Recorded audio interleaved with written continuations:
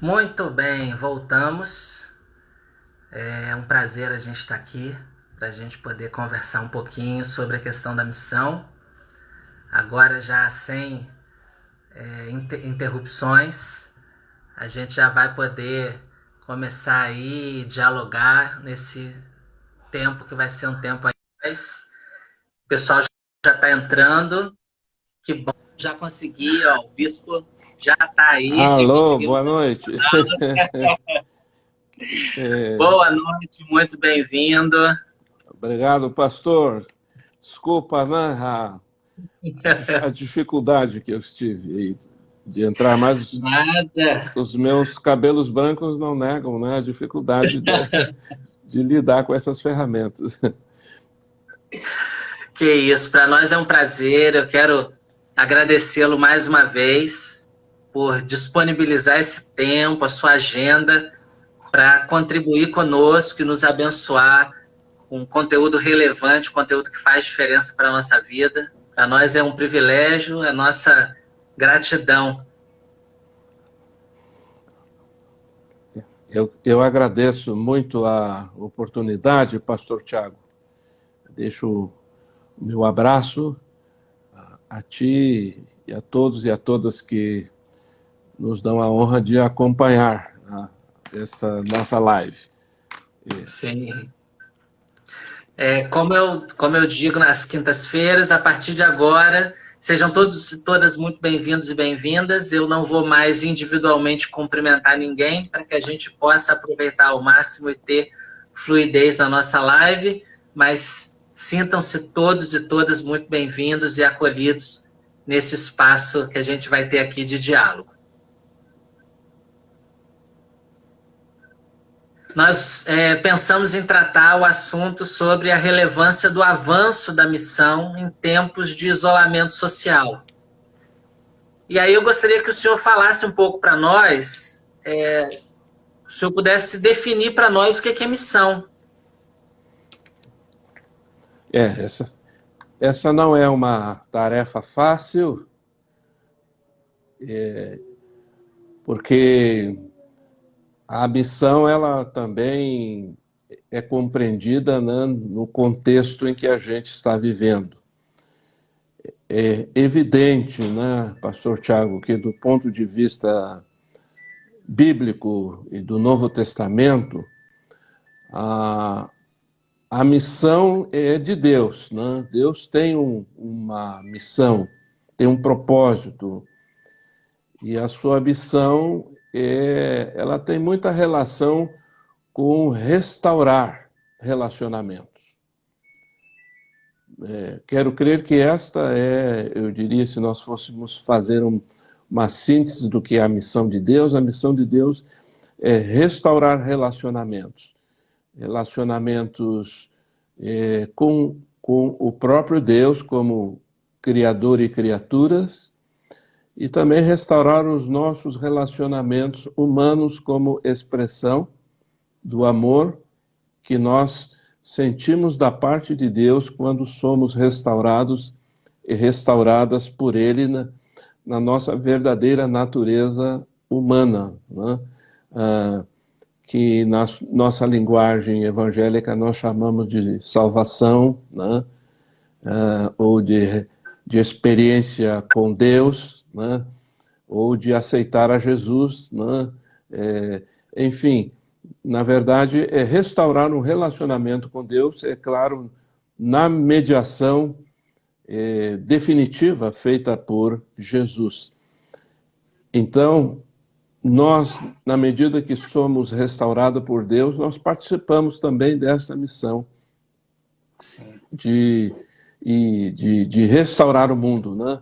E de restaurar as pessoas, a própria imagem e a própria semelhança do Criador, né? O João Wesley, né, dizia que restaurar em nós a própria imagem do Criador, né, que se perdeu, né, com o pecado, com as falhas, com o rompimento das nossas relações com o próprio Deus. Então, assim, para concluir, né, eu diria assim que a igreja, né, ela participa da missão que é de Deus, portanto, missão não é algo que eu faço. Uhum. Nós não fazemos missão, nós só participamos da missão que é de Deus. Dentro disso que o senhor acabou de colocar, né, de que nós participamos da missão de Deus, como cooperadores, então, dele nessa missão, de que maneira a igreja pode ser ainda mais relevante? Eu penso que nós vivemos, né, como humanidade, particularmente, né, em nosso país, este momento de crise que traz muitos desafios à participação da igreja, à participação dos cristãos e das cristãs nesta obra que é de Deus, nesse processo de restauração que é de Deus. Então, em momentos de crise, nós podemos caminhar em duas direções, ou do desânimo ou da desesperança, porque o desânimo e a desesperança, eles não nos permitem olhar para frente, né? Olhar para boas notícias. Então nós só circulamos a má notícia, nós nos alimentamos da má notícia, nós consumimos a má notícia e a má notícia nos consome, né? Os sinais de morte, eles vão nos consumindo, vão gradativamente, né, tirando a nossa vitalidade. Ou nós enfrentarmos esse momento de crise como um grande desafio missionário, né, para a vida da igreja. E há um espaço agora de missão que ele se coloca na casa de cada pessoa, né?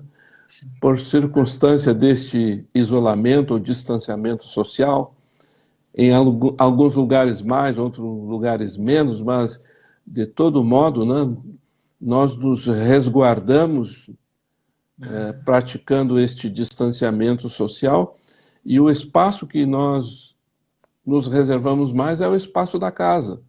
Então a casa é o lugar onde as pessoas preferencialmente estão hoje. E então eu penso que a missão de Deus hoje ela se volta de uma forma muito singular para dentro da casa, né? Para a casa das pessoas. E aí, nesse sentido, né, se tu me permite, pastor Tiago, eu penso que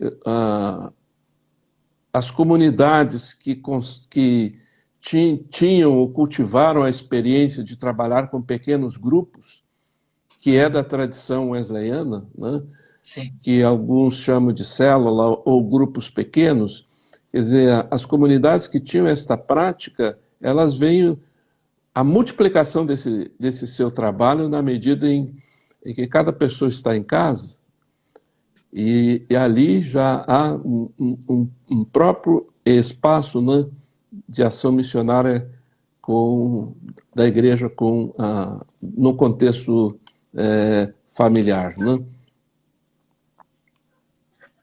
É verdade, é verdade.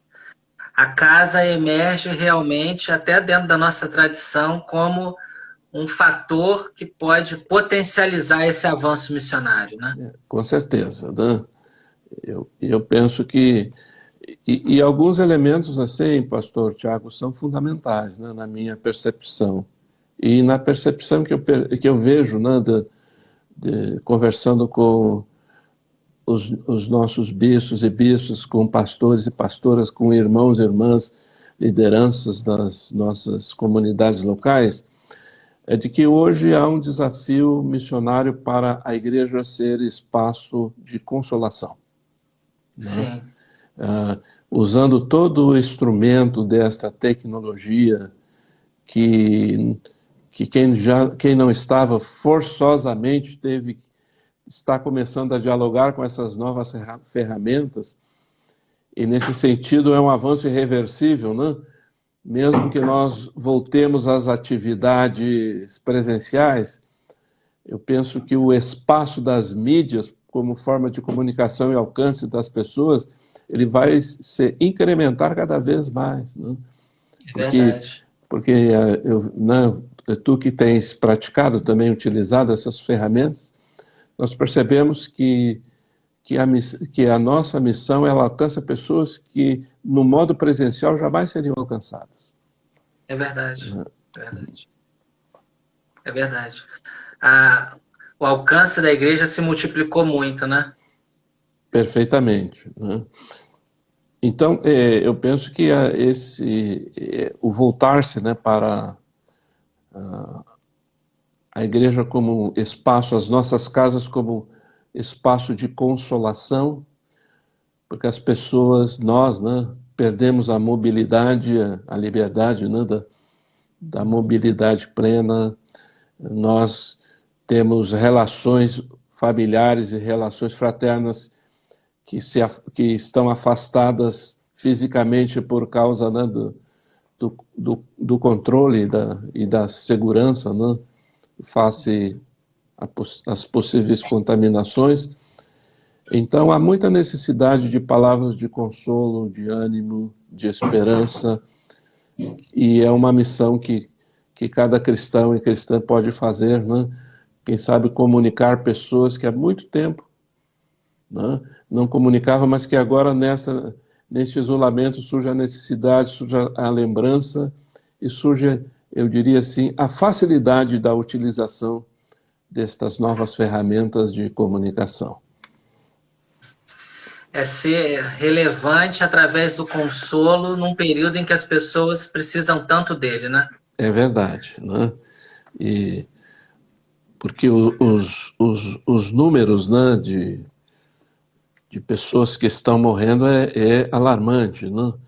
E nós, como cristãos e cristãs, nós sabemos que cada vida é importante, né? É verdade. Nós não contabilizamos a importância da vida pelo número de pessoas, porque o nosso modelo de pastoreio, modelo de cuidado, é o modelo de Jesus, que se for preciso, ele deixa 99 ovelhas na casa seguras e vai atrás da que não está segura, porque cada vida é importante. Então, talvez na nossa contabilidade, 99 é mais que um. Né? Na contabilidade de Deus, né, um é sempre importante. Né? É verdade. Graças a Deus por isso, porque em algum momento nós fomos o um, né? É verdade, é verdade, é verdade.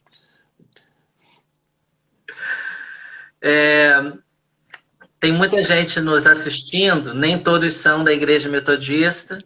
Então, assim, o Bispo Luiz Virgílio, ele é bispo da segunda região eclesiástica, que ali comporta, né, abrange a área do estado do Rio Grande do Sul, no sul do nosso país. Sim. Mas ele é também presidente do Colégio Episcopal da Igreja Metodista no Brasil. Isso significa que ele tem essa visão ampla do que está acontecendo no Brasil como um todo. E aí, como presidente do Colégio Episcopal, seu olhar acaba se tornando mais apurado do que o nosso, acerca das facilidades e das dificuldades, em razão da abrangência territorial que o senhor acompanha. E aí eu gostaria de lhe perguntar, com base nisso, que região do nosso país, em qual região do nosso país a missão encontra hoje um momento mais propício para o avanço e por que razão isso está acontecendo?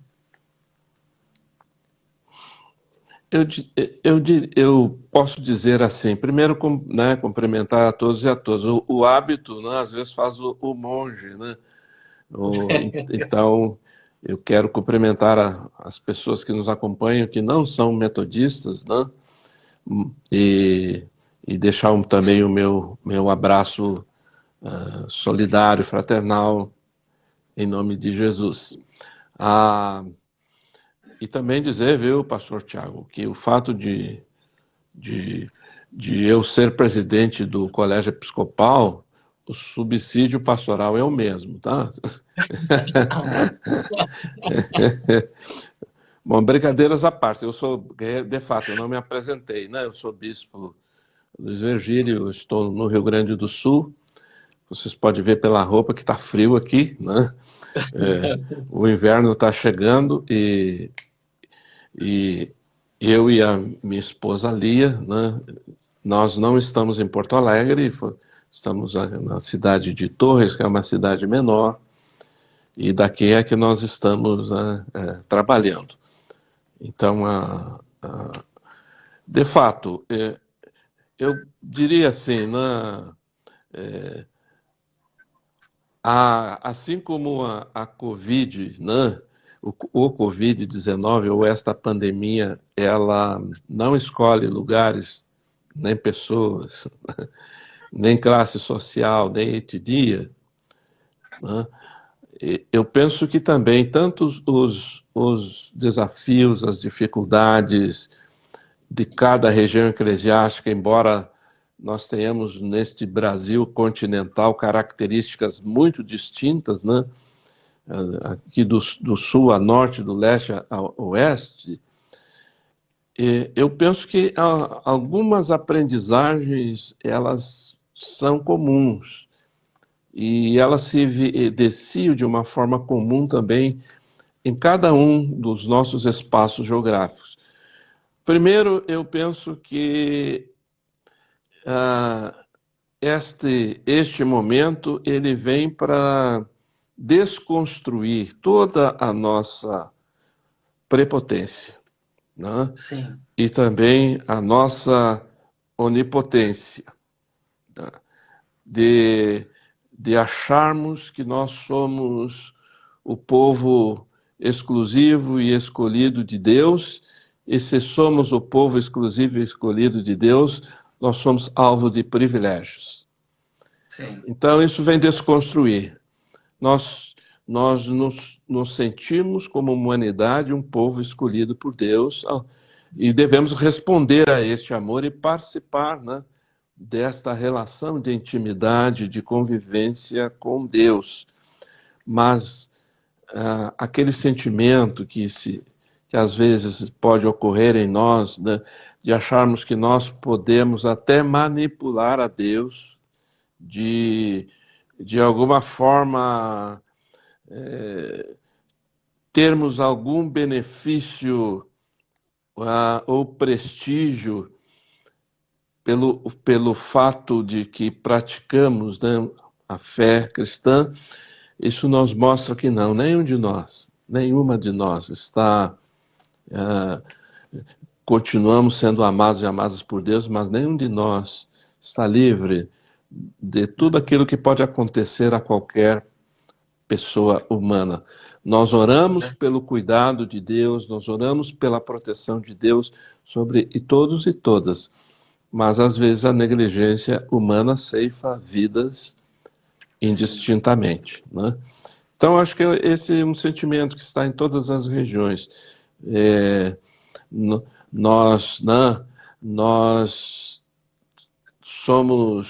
Nós não temos nenhuma autoridade para dizer Deus faça isso ou faça aquilo.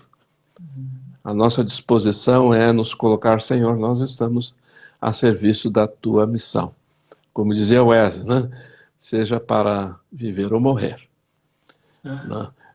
Então, não há nenhuma dificuldade nisso. O segundo eu vejo, né, pastor Tiago, é que nós saímos e olhamos agora cada pessoa como alvo do amor de Deus. E parece que aquela tentação das grandes multidões ou das multidões como expressão de prestígio, de competência, de eficiência, de uma forma muito direta está nos levando a pensar, especialmente pastores e pastoras, que aquele irmãozinho, que aquela irmãzinha, que aquele jovem, que aquela jovem, que esta e aquela criança são tão importantes para nós. Elas são tão importantes para a comunidade local. Elas não são um número na multidão, né? Mas cada pessoa precisa ser tratada na sua individualidade. E o amor de Deus, ele ele trata das nossas individualidades, né? Das nossas necessidades pessoais. Não sei se fica claro isso, né? Mas a ideia é de que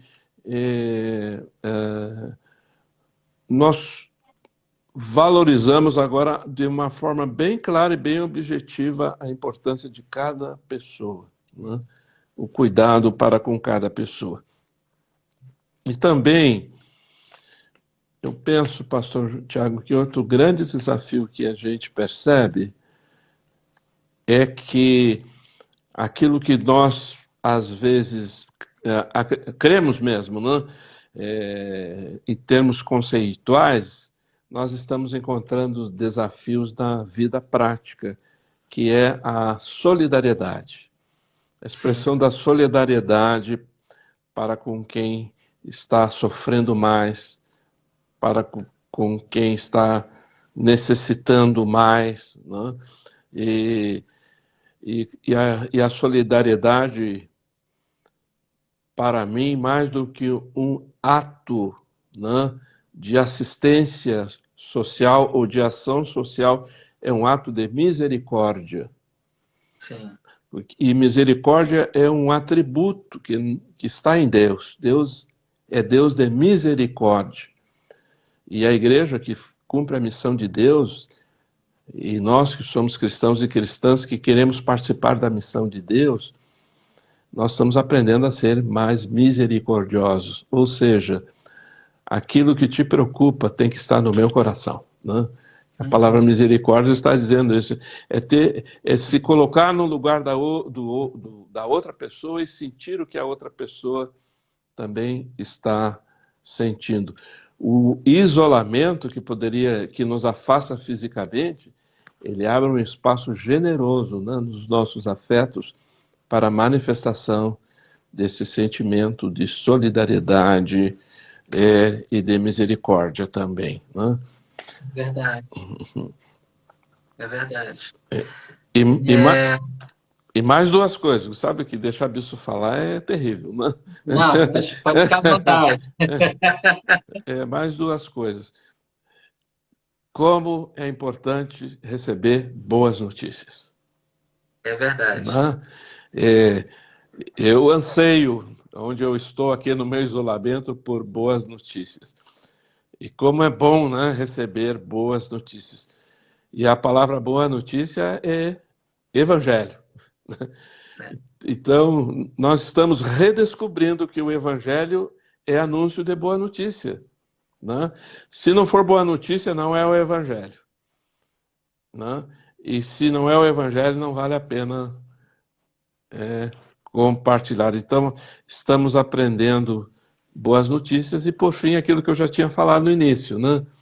Aprendermos a consolar, né? Ministério da Consolação, que no Novo Testamento está amplamente referido, né, em vários textos, que nós precisamos praticar esse ministério da consolação. Como consolar as famílias, né, que nem pode se despedir adequadamente dos seus entes queridos que estão morrendo, né? Como consolar, né? Então nós temos que estamos aprendendo, né, a praticar a consolação também. É verdade. E quais são as dificuldades, né?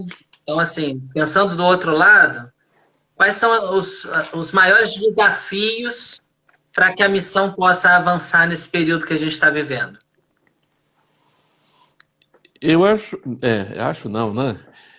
Eu penso, irmãos e irmãs e pastor Tiago, que, claro, um dos grandes desafios é nós também olharmos as novas ferramentas de comunicação como algo que nós precisamos nos apropriar e transformar essas ferramentas em espaço de bênçãos. Não é fácil, né? Não é fácil lidar, é uma nova linguagem, né? São novos aprendizados, né? Eu mesmo apanhei aqui para entrar nessa live, né? Eu queria que o computador entrasse, mas não tinha jeito, né? Até que você me deu a luz de pega o celular, né?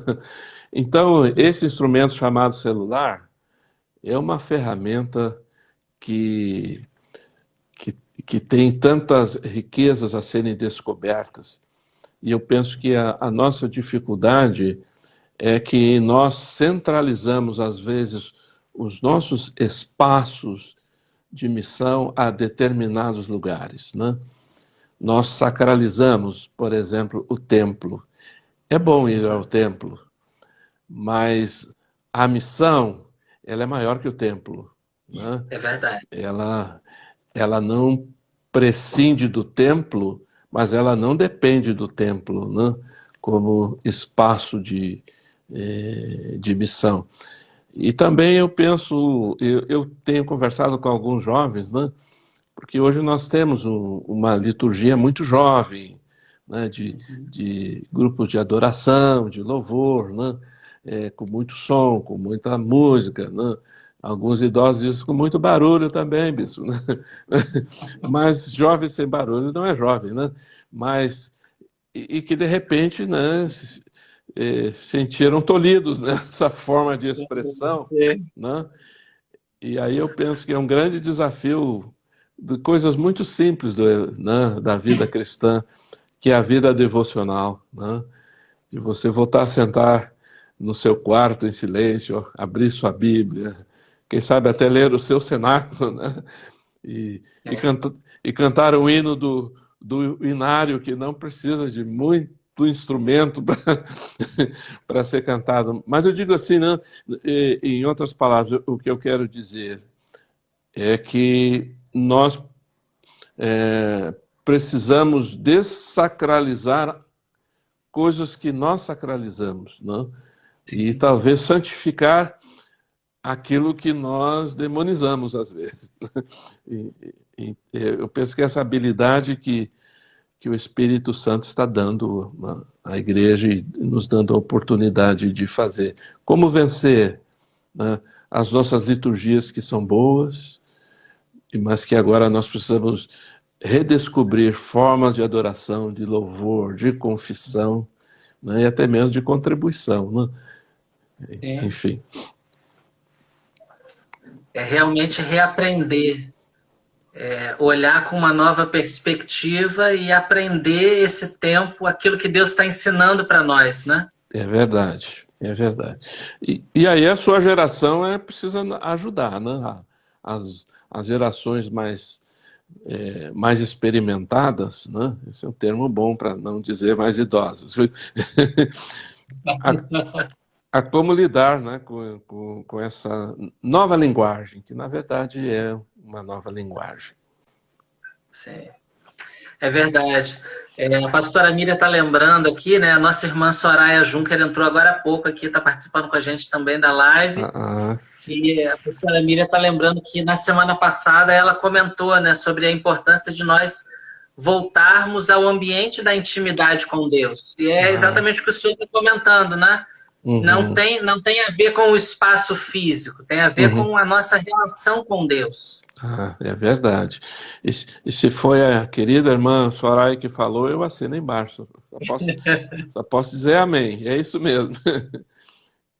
Um abraço, Soraya. A gente desfrutar desse tempo, né? Aí eu queria perguntar ao senhor, então, assim, que conselho o senhor daria à Igreja de Cristo para cumprir com excelência a grande comissão? Então, Mateus 28, Jesus vai deixar, né, o famoso ide para nós. De que maneira a gente poderia cumprir com excelência essa grande comissão?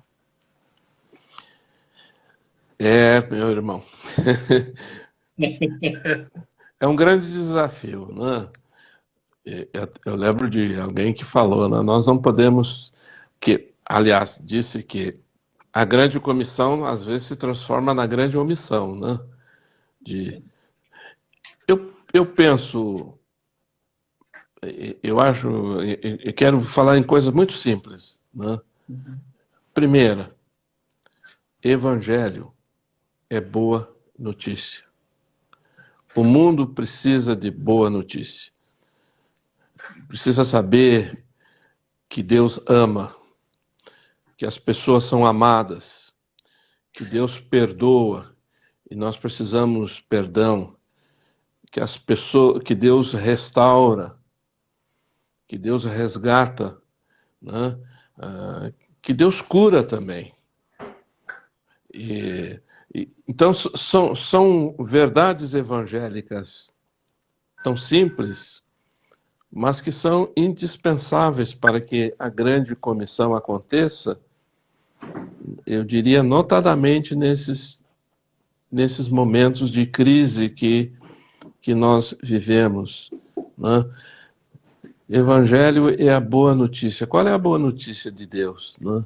Que nós, como igreja, estamos comprometidos e comprometidas. E aí eu estava lembrando do Evangelho de João 3,16, né?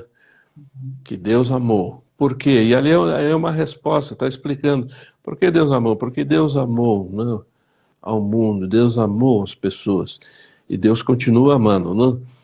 E aí, esse amor é um amor de relacionamento, porque ele nos dá o seu Filho, Jesus, seu Filho unigênito, para que nós tivéssemos vida, né? Deus nos quer oferecer sinais de vida, mesmo que nós estejamos em meio a tantos sinais de morte, mas nós cristãos temos que anunciar sinais de vida. Então, o Evangelho é sinal de vida. Também é sinal de esperança. Nós precisamos olhar além da crise, né? É verdade. Nós precisamos olhar com aquilo que Deus já fez, aquilo que Deus está fazendo e aquilo que Deus ainda irá fazer. Não perder esse foco, né?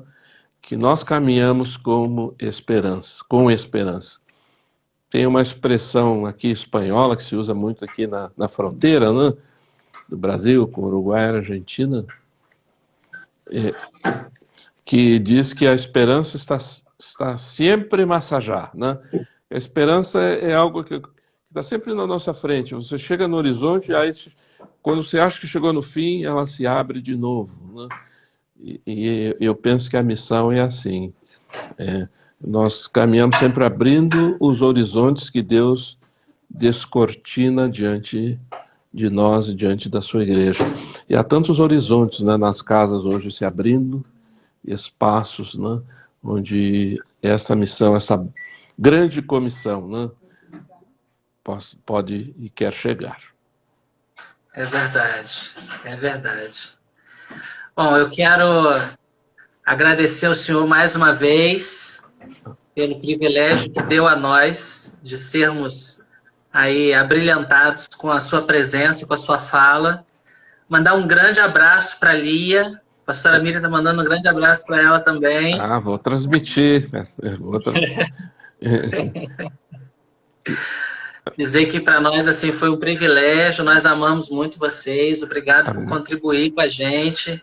Um conteúdo assim, relevante para que nós possamos todos, como cristãos, seguir e dar prosseguimento aí ao ID, a grande comissão, especificamente nesse momento, levando consolo àqueles que precisam.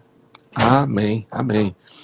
Eu agradeço, né, a oportunidade, pastor Tiago, né, que me traz muita honra. Quero deixar um abraço a todos e a todas, especialmente a dois gaúchos que eu vi entrar aqui, né, o professor Cassiano, que é membro do Conselho Superior de Administração das nossas instituições educacionais metodistas, e também da irmã Elisa Chagas, que está dando. Deixo o abraço aqui. E a todos e a todas, e a ti, e a família toda, a Miriam, né? E a gurizada aí, o nosso abraço, e que Deus esteja sempre abençoando a tua vida e o teu ministério pastoral. Amém, amém. Nós vamos orar então, e aí depois nós vamos encerrar. Amém. Deus de amor, a nossa gratidão a Ti por esse privilégio que nos deu de termos esse tempo para refletirmos sobre a relevância que devemos ter como igreja neste tempo atípico que estamos enfrentando. Amém. Nossa gratidão a Ti pela vida do Bispo Luiz Virgílio, a sua família, a Amém. todos nós que estamos, ó Deus, neste momento aqui, as pessoas que passaram, cada família representada. Amém. O Senhor continue a nos guardar, proteger e livrar do mal, em nome de Jesus Cristo. Amém. Amém. Amém. Muito obrigado. Obrigado a todos, a todas. Até a próxima, quinta-feira, 19 horas. A gente está aí de novo. Até semana que vem.